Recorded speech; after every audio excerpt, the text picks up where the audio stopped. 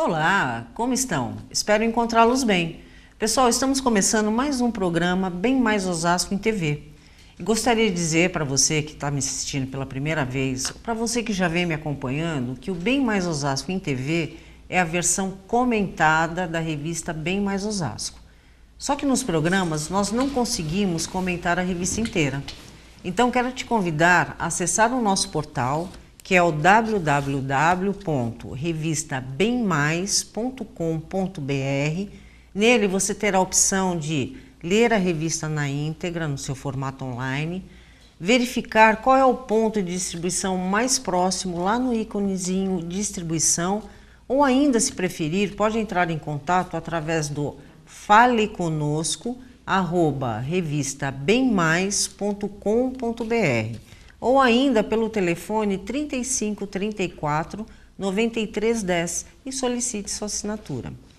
Bom, pessoal, hoje o tema escolhido é abordado na seção Imóveis.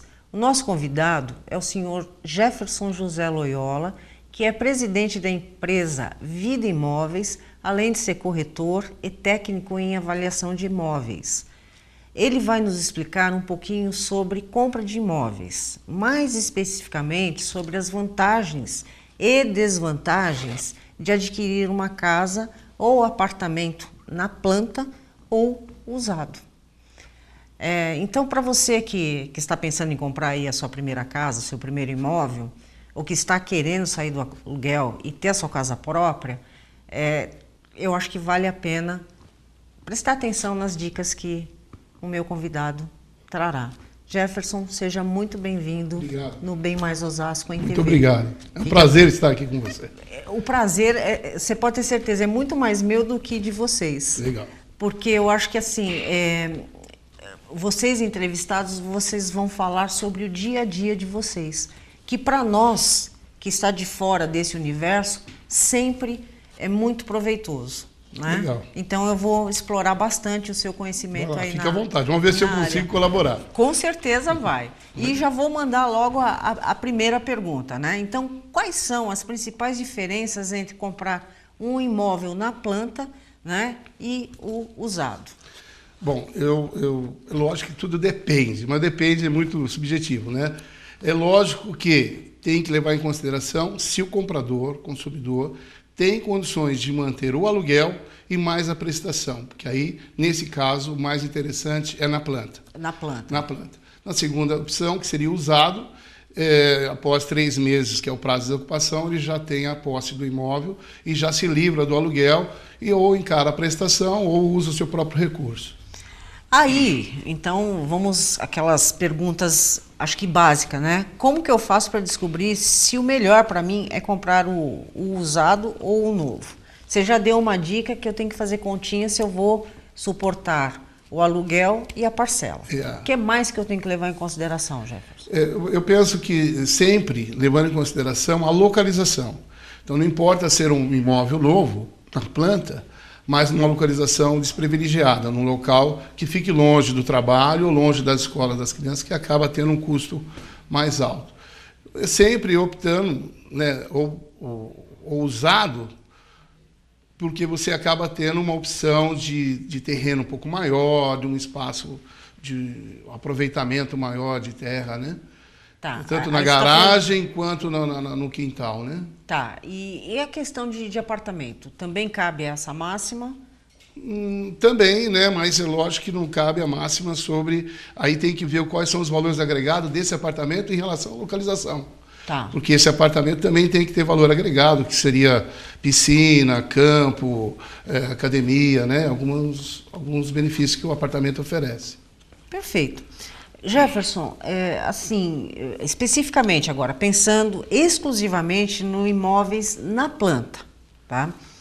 Comprar um imóvel na planta significa comprá-lo no escuro, não é? Pois ele ainda será construído, tá? Então eu te pergunto o seguinte, quais as precauções que devemos ter ou devemos verificar para não acabarmos comprando um imóvel que nunca será entregue? No escuro é quando você não tem um acompanhamento de um corretor ou está comprando sem fazer, se observar as devidas precauções na compra, tá? Uma delas é ter que ir na prefeitura, verificar a idoneidade dessa construtora, se ela realmente já tem um histórico de atendimento, tá? Mas ainda há um risco, tá? Por mais que ela tenha uma solidez aí de 40, 50 anos, ela pode quebrar e abandonar. E isso pode virar uma associação, entregar e acaba ficando nas escuras, como você disse, que Sim. Eu não acredito se tiver acompanhado de um advogado e de um corretor, sempre, né? É que normalmente quando a gente vai comprar isso, dificilmente a gente compra com um advogado ao lado, né? Mas tem que ler o contrato várias vezes e fazer essa pesquisa, não comprar por impulso.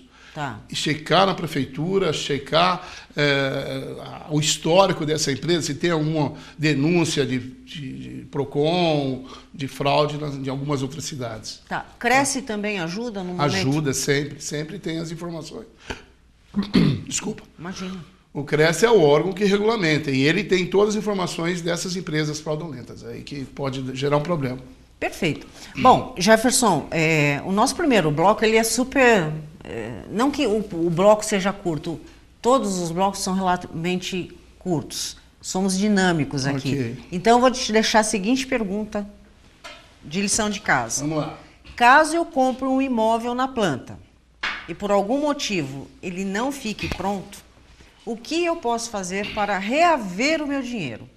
Então, pessoal, corre, pega o papel para anotar, porque no próximo bloco a gente vem com as recomendações que teremos que correr atrás para reaver o dinheiro. Já estamos de volta.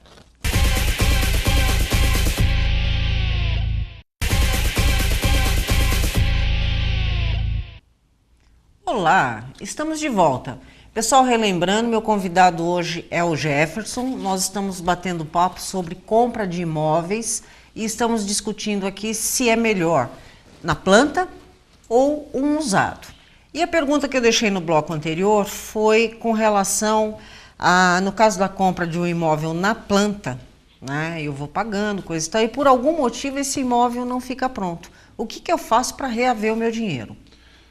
Bom, de qualquer forma vai gerar um prejuízo, tá? Eles vão fazer uma proposta de devolução desse dinheiro parcelado ou sem alguma correção, tá? Pela quebra de contrato, tá? Eles devem também gerar uma multa pelo atraso, tá? Mas nunca deixar de entregar, porque aí gera um prejuízo, aí precisa de um boletim de ocorrência. A partir do momento que tem um prejuízo, boletim de ocorrência e ação judicial para rever o dinheiro. Tá, era o que eu ia te perguntar. Não é uma coisa que eu sozinha me viro. Não. Tenho que e corre um contratar... risco, se não tiver essa precaução de checar antes, de não rever mais o dinheiro, nem judicialmente, porque decretou falência ou vai uma associação pegar de volta esse empreendimento e terminar. Tá, deixa eu fazer um questionamento. Numa situação como essa...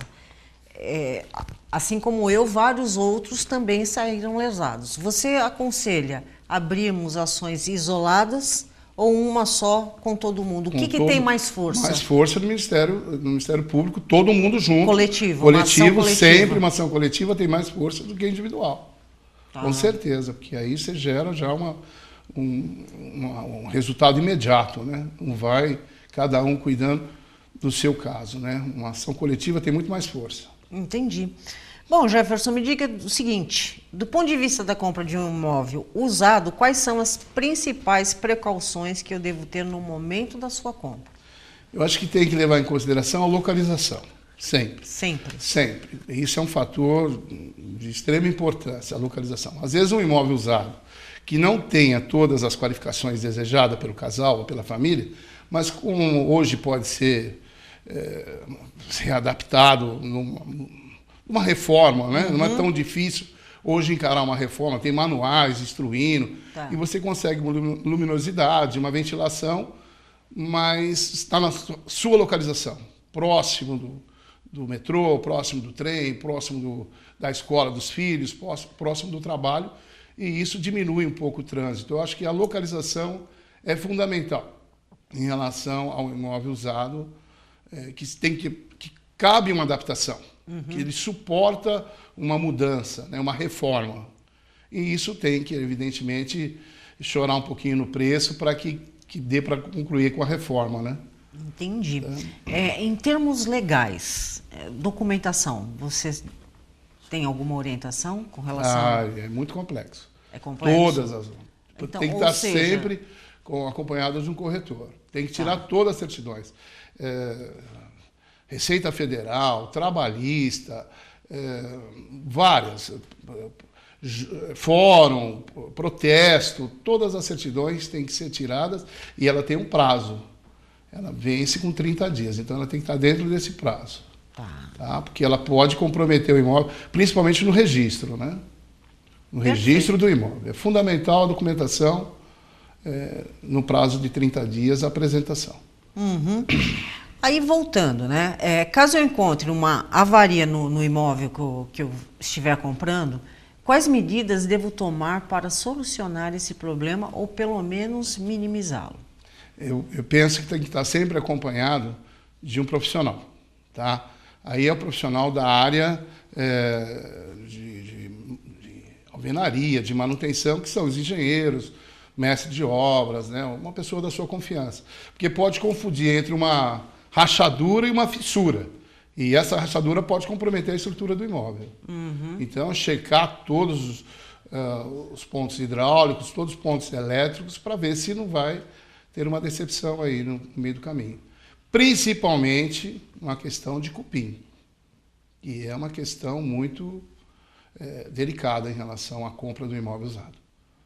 Tá? Bom, então aí já é um telhadista que eu tenho que levar? Talvez uma pessoa especializada nisso, porque isso é obscuro para o corretor. Às vezes não aparece no primeiro momento e o corretor acaba pagando por esse momento, por essa venda, né? Mas então tem que vir com um especialista em pragas. Porque o corretor é especialista em documentação, sim, né? Então, na hora, às vezes isso não está aparente e pode estar comprometendo o imóvel. Então, tem que ser sempre acompanhado de outro tipo de profissional, para não gerar um transtorno para o corretor. Você diria que a questão dessas pragas é até mais importante que a parte elétrica, coisa e tal?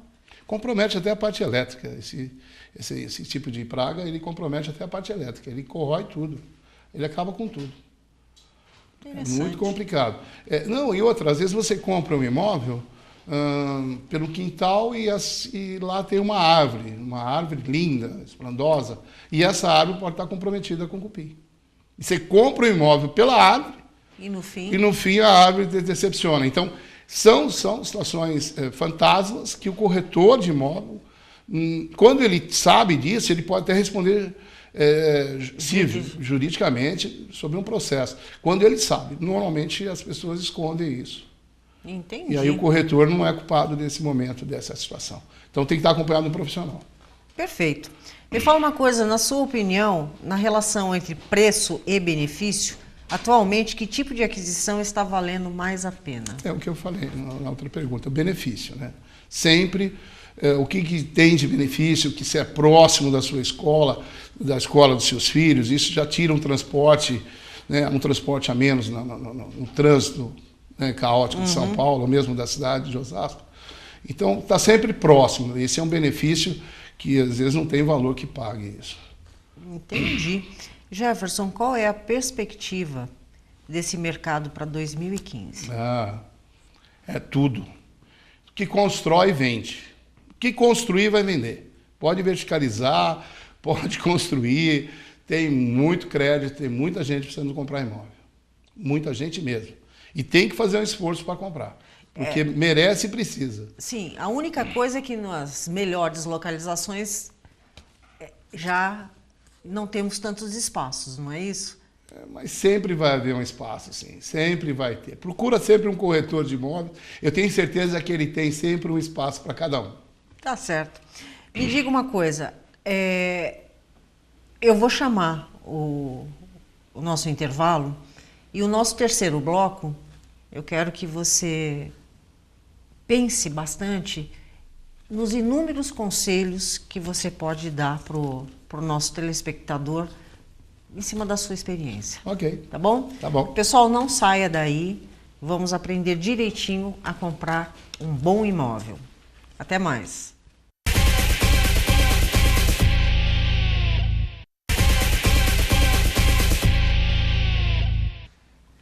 Olá, pessoal, estamos de volta. O nosso bate-papo hoje é com o Jefferson, que é o presidente da Vida Imóveis.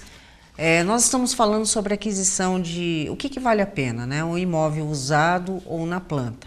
Ele já colocou aí alguma série de informações, só que no intervalo, no nosso bate-papo aqui, me surgiu uma dúvida. Então, eu vou aproveitar porque eu falei que eu ia te explorar, certo, Jefferson? Tudo bem. Existe no segmento no ramo imobiliário permuta? Tá. Permuta, pois é. No caso de uma permuta, na compra de um imóvel usado, as duas partes têm que pagar a comissão. Nesse caso, a comissão cai para 5% da parte que entrou como permuta. A venda é 6% e a parte que entrou como permuta é 5%. Tá, então assim, eu posso trocar de imóvel, né? Eu não vou precisar de dinheiro para a troca, né? Você fica com a minha casa e eu fico com a sua, mas a comissão do corretor tem... É das duas partes, porque as duas vendas, são duas vendas, consideradas duas vendas. Então, pelo menos são esse dois montante processos. eu tenho que ter. Desculpa. Pelo menos esse montante eu tenho que ter. Tem que ter além da documentação, né? Que Sim. Ambos vão gerar um documento de ITBI, escritura e as próprias certidões, né? E a prática da permuta normalmente é em transação de imóveis de usado para usado, né? É o mais comum, apesar de ter companhias e que em alguns casos aceita também, dependendo do valor. Aceita como mesmo na planta, mesmo imóveis novos já entregue, aceita como parte de pagamento. Cada caso é um caso nesse caso, né? Tá, mas existe essa possibilidade. Sempre, é uma negociação. Uhum. Né? O importante é saber que quem oferece, no caso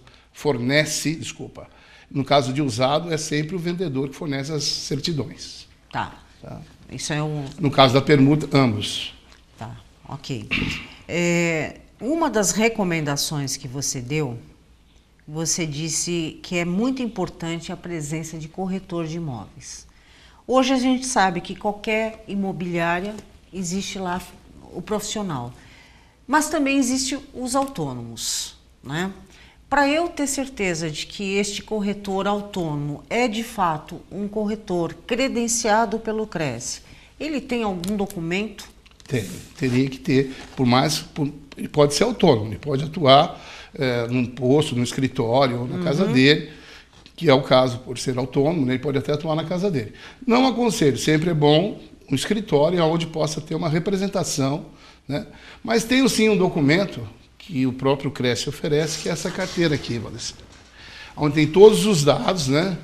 Inclusive o número do CRES. Agora, ela também tem um prazo de validade, que ela tem que ser renovada, né, frequentemente, no prazo que pede aí, acho que cada 3 anos, né, 4 anos, a renovação. Aqui com validade até... essa aqui é até o ano que vem, 2015, mas 2015. Não diz de quanto em quanto tempo. Eu acredito que seja anual. Mas é um documento... Anual. Um dos, né, tem a carteira profissional, mas isso aí já tem o seu valor, já tem o seu peso, significado. Entendi. Tem todos os dados aí. E o número também já vai ver como é que ele está, o comportamento dele dentro do órgão, né? Entendi. Bom, agora sim eu vou voltar na lição de casa que eu tinha dado para você no final do segundo bloco, onde eu pedi que você fizesse... não chega a ser as considerações finais sobre o programa, mas que conselhos você dá para quem quer fazer uma compra tranquila, em todos os sentidos, né? Qualidade do imóvel, qualidade da negociação em si e retaguardas que a pessoa tem que ter nesse momento, né? Como já foi... Você vai ser repetitivo, mas eu acho mas vamos lá. Eu além de estar acompanhado com um profissional, né, que são os profissionais da área da construção, nessa área de detetização, para ver se não tem nada que impeça a compra, está sempre acompanhado de um corretor. Tá. No caso contrário, não estando corretor, não deixar de tirar certidões, que as certidões podem comprometer essa venda. Tá? Então, mesmo não estando com corretor, caso o pedido de comprar direto, tire as certidões obrigatórias para a aquisição do imóvel. Tá? Uma vez que viu o imóvel de dia, eu aconselho também ir à noite. tá? Porque à noite dizem que todos os gatos é pá, mas é bom checar para ver que ambiente que se tem à noite nesse imóvel. Tá? Às vezes próximo de algum comércio e que pode gerar aí algum samba, alguma música mais forte, e isso pode incomodar para quem trabalha de dia e trabalha à noite, dorme de dia, ou, né, ou vice-versa, pode incomodar, dependendo dessa vizinhança aí que possa ter. Então, é ver o imóvel de dia e de noite. Esse é um dos conselhos que eu dou. E sempre com o corretor, né? Sempre com o corretor. Sempre. Negocia sempre valores do imóvel. O corretor está ali para ajudar. Eu tenho certeza que ele tem o melhor negócio. Tá? Quando você fala de certidões, essas certidões são todas conseguidas no cartório de imóvel ou existe outro tipo de cartório? São vários órgãos. Você falou de Receita Federal, Receita, Justiça Federal... Prefeitura. Aí são CNDs, né? Se consta. Muito bem colocado isso de voltar no imóvel, não só durante o dia, mas à noite, porque hoje mesmo assistindo um programa onde um advogado especialista em condomínio teve a seguinte pergunta: em frente ao meu prédio existe um bar noturno, coisa e tal, que faz barulho. Então, se a gente se dá ao trabalho de ir conhecer o imóvel ao longo dos horários do dia, a gente pode não ter esse tipo de surpresa, né? Exatamente. Porque depois que chegou lá com a mudança... aí pode ficar difícil depois uma venda em seguida, né? Porque sempre uma venda gera um pouco de tempo, né? Sim. E se está lá desconfortável com aquele barulho que incomoda mesmo, dependendo da hora, né? Para quem inverte os horários para dormir de dia ou mesmo à noite, dependendo do barulho ali, pode incomodar. E, por exemplo, você falou, para revender, né, pode ser que demore um tempo. E vai que a pessoa interessada tenha o cuidado que eu não tive, de não ir à noite lá, pode ser que demore um pouco mais. É isso mesmo. Não é isso? É isso mesmo. Tem que estar sempre antenado na compra para não se arrepender depois e ter alguma surpresa, né? Eu acho que o nosso bate-papo hoje ele foi assim, muito interessante, porque nunca passou pela minha cabeça a importância de eu levar um profissional na área da construção para avaliar o imóvel, mas principalmente a questão das pragas. Hoje o fundamental que entenda que o profissional da área do setor imobiliário, não existe mais aquele corretor que fica escondendo marca de inundação, trinco de parede. Tá? Ele tem que realmente estar envolvido numa boa venda para que seja valor da sua remuneração. Né? Por isso a importância de buscar um profissional credenciado, de preferência relacionado ou ligado a uma imobiliária, porque no momento desse a gente tem para onde correr. Exatamente. É isso mesmo? É isso aí. Então, você viu como o nosso bate-papo foi importante? Legal. Porque acabou deixando essa mensagem aí para a gente. Então, pessoal, eu começo a me despedir do Jefferson. Jefferson, super obrigada por sua participação.